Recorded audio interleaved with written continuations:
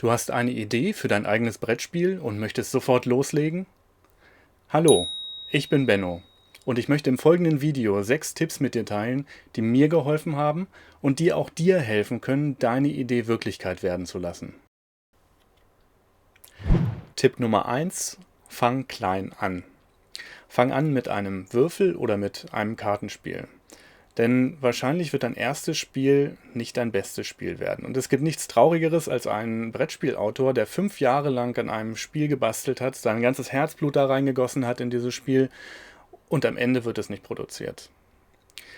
Wenn du ein kleines Spiel entwickelst, dann wirst du in der Regel nicht nur das Spiel schneller umgesetzt haben, sondern du wirst auch innerhalb des Entwicklungsprozesses sehr viel schneller vorankommen. Das heißt, du kannst mehrere Iterationen, also Wiederholungen dieses Zykluses, Prototypen bauen, Prototypen testen, lernen, einen neuen Prototypen bauen.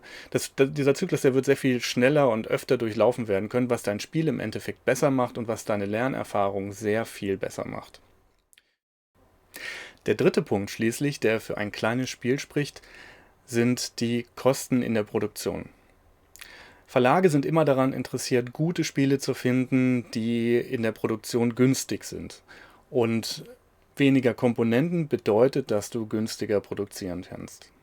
Das heißt, wenn du ein riesiges Spiel hast, dann werden sich nicht so viele Verlage finden, die überhaupt die Möglichkeiten dazu haben, dieses Spiel zu produzieren. Wenn du aber ein kleines Spiel hast mit weniger Komponenten, was günstig herzustellen ist, dann werden sich mehr Verlage finden, die sich dein Spiel angucken und die dir mindestens Feedback geben dazu. Wenn du das Spiel selber produzieren möchtest, gilt dasselbe. Geringere Produktionskosten sind für dich ein Plus, weil du mit weniger Eigenkapital in die Vorleistung treten musst. Deshalb entwickle klein. Tipp Nummer 2: Fang mit einem Thema an, von dem du Ahnung hast. Schau auf deine Hobbys oder auf alles, was dich interessiert, von dem du wirklich Ahnung hast. Das kann aus deinem privaten Umfeld kommen, das kann aus dem beruflichen Umfeld kommen. Nimm das als Thema deines Spiels und dadurch wird der Rechercheaufwand, den du betreiben musst für dieses Spiel, schon mal von vornherein sehr viel geringer. Zweitens, wenn du Spaß an einem Thema hast, wird dieser Spaß auf das Spiel abfärben. Ja, wenn du ein Thema nimmst, was dich überhaupt nicht interessiert, dann werden das die Leute beim Spielen des Spiels irgendwie merken. Drittens, wenn du ein Thema nimmst, von dem du keine Ahnung hast, dann werden das Leute, die Ahnung haben von dem Thema, im Spiel merken. Ich habe vor ein paar Wochen Viticulture gespielt. Da geht es darum, Wein herzustellen und zu verkaufen. Und zufälligerweise habe ich das auch mit einem Weinhändler gespielt. Und ihm ist sofort aufgefallen, dass die Produktion von Sekt und von Roséwein in dem Spiel falsch dargestellt ist. Und das hat so ein bisschen den Spielspaß für ihn kaputt gemacht. Tipp Nummer 3: Bau so schnell wie möglich deinen ersten Prototypen.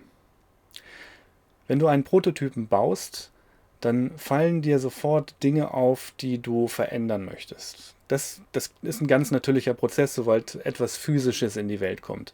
Als ich meinen letzten Kartenprototypen ausgedruckt habe und damit selber Probe gespielt habe, habe ich gemerkt, dass Informationen auf den Karten, die ich ausgedruckt hatte, beim in der Hand halten nicht sichtbar waren. Der zweite Grund, warum du sofort einen Prototypen bauen solltest, ist, dass du rauskommst aus dieser Denkfalle, ich muss das perfekte Spiel entwickeln.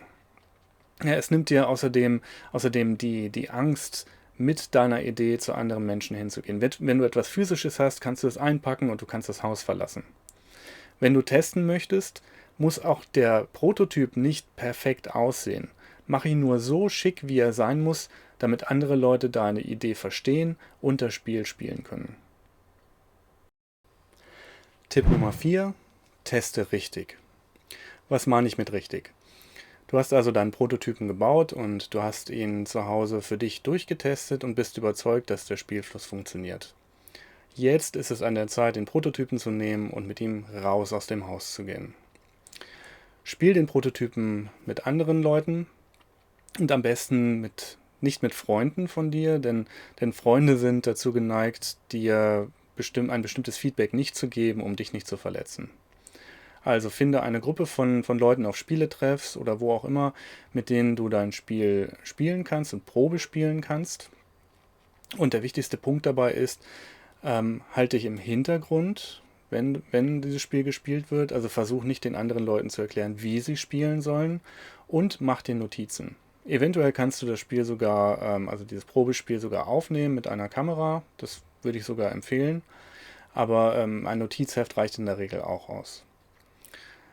Wenn das Spiel gespielt ist, ist es an der Zeit für dich, Fragen zu stellen. Ich habe dafür einen kleinen Fragenkatalog, den ich immer wieder heraushole, damit ich nichts vergesse. Die Fragen sollten aber nicht zu allgemein sein. Also eine Frage wie findet ihr das Spiel, ist nicht sonderlich hilfreich. Besser wäre, welcher Teil an dem Spiel hat euch besonders Spaß gemacht? Oder welcher Teil war besonders langweilig? Oder denkt ihr, dass diese und diese Idee in dem Spiel notwendig ist? Eine Frage, die ich auch immer gerne stelle, ist die Frage, wenn du eine Sache an dem Spiel verändern könntest, um es spaßiger oder interessanter zu gestalten, welche Sache wäre das? Bei dem Feedback ist es sehr wichtig, dass du dich emotional zurückhältst. Ich habe schon einige Autoren kennengelernt, die anderen beim Feedback geben über den Mund gefahren sind, die erklärt haben, warum dieses Feedback nicht fundiert ist oder warum sie diese und diese Entscheidung getroffen haben. Und sie waren gar nicht in der Lage zuzuhören, was der andere sagen wollte. Und nach einer Weile hat der andere dann auch gar keine Lust mehr, dir Feedback zu geben, sondern wird dann für das nächste Mal, wenn du wieder mit einem Prototypen zu ihm kommst, einfach mal den Mund halten. Und das ist genau das, was du nicht möchtest. Tipp Nummer 5: Arbeite mit dem Feedback. Du kommst also vom Spieletesten nach Hause und hast dein Notizbuch vollgeschrieben, und nun geht es darum, diese Sachen zu ordnen und an deinem Spiel weiterzuarbeiten. Dabei gibt es zum einen die Punkte, die in dem Spiel Spaß gemacht haben, und die Punkte, die weniger Spaß gemacht haben. Du solltest generell die Dinge, die Spaß gemacht haben, vermehren, also öfter tun in deinem Spiel, und die Dinge, die keinen Spaß gemacht haben, weglassen oder, wenn sie notwendig sind für dein Spiel, auf jeden Fall so weit reduzieren, wie es irgendwie geht. Weiterhin wirst du auch auf Probleme gestoßen sein. Das sind wahrscheinlich Balancing-Probleme oder du hast zu wenig Karten, zu viele Karten, zu hohen Glücksfaktor, solche Dinge.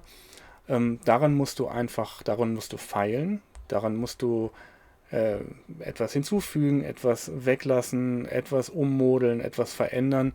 Das sind Dinge, die lernst du einfach mit der Zeit. Aber das Wichtigste für das Feedback ist, identifiziere die Dinge, die Spaß gemacht haben. Tipp Nummer 6: Spiele eine Menge anderer Spiele.